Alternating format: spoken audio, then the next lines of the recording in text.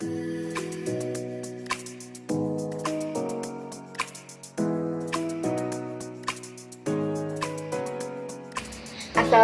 warahmatullahi wabarakatuh.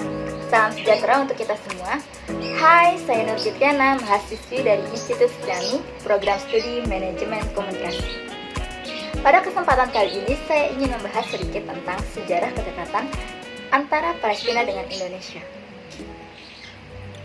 Konflik yang terjadi antara Israel dengan Palestina kembali memanas. Ketegangan terjadi sejak April 2021. Arab News melaporkan bahwa aparat Israel melakukan sabotase pada speaker Masjid Al-Aqsa. Alasannya adalah karena speaker masjid bisa mengganggu tentara baru yang sedang berdoa di tembok burung. Tindakan Israel ini memicu kecaman dari Yordania yang menganggap bahwa Israel melakukan provokasi. Konflik-konflik lain pun bermunculan, termasuk penembakan seorang remaja 16 tahun oleh Israel pada awal Mei 2021. Puncak bentrokan terjadi pada 7 Mei 2021 di Masjid Al-Aqsa antara jemaah dan polisi Israel. Bentrokan ini mengakibatkan setidaknya 200 warga Palestina mengalami luka-luka. Lebih dari 80 orang harus mendapatkan perawatan di rumah sakit. Kejadian ini mengunggah sisi kemanusiaan banyak warga di dunia. Salah satunya adalah warga Indonesia. Seperti yang diketahui bersama bahwa hubungan antara Palestina dan Indonesia terjalin sangat akrab.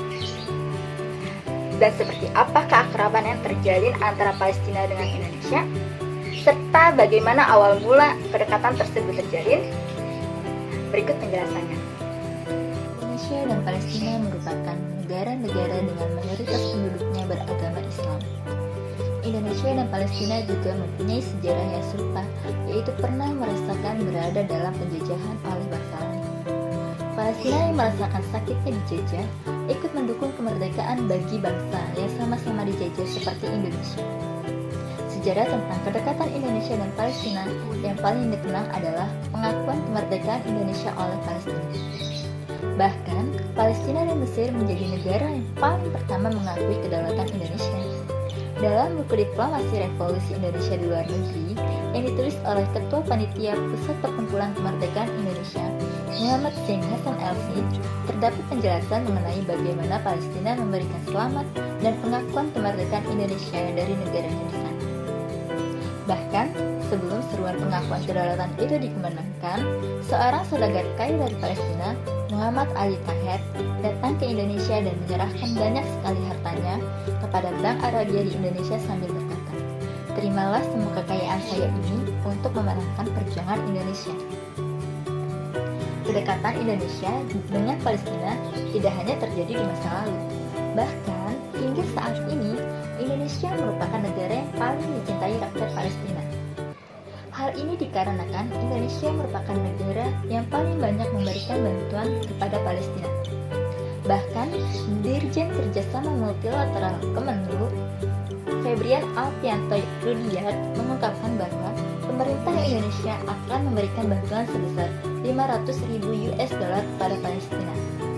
Oleh sebab itu, masyarakat Palestina sangat menghargai bangsa Indonesia yang sudah menjadi garda terdepan dalam membantu Palestina. Bahkan, warga Palestina ikut merayakan Hari Kemerdekaan Indonesia, dan banyak dari warga Palestina yang telah hafal lagu kebangsaan Indonesia Raya dan sering menyanyikannya sebagai bentuk rasa terima kasih mereka kepada Indonesia. Seperti itulah sejarah kedekatan antara Palestina dengan Indonesia. Jadi, kita sebagai warga negara Indonesia tidak boleh melupakan kebaikan negara Palestina yang telah membantu kita dalam mewujudkan kemerdekaan. Dan kita seharusnya bisa membantu sesama keluarga kita, sesama saudara kita di Palestina sana. Karena hal ini bukan lagi berbicara mengenai agama, tetapi juga mengenai kemanusiaan.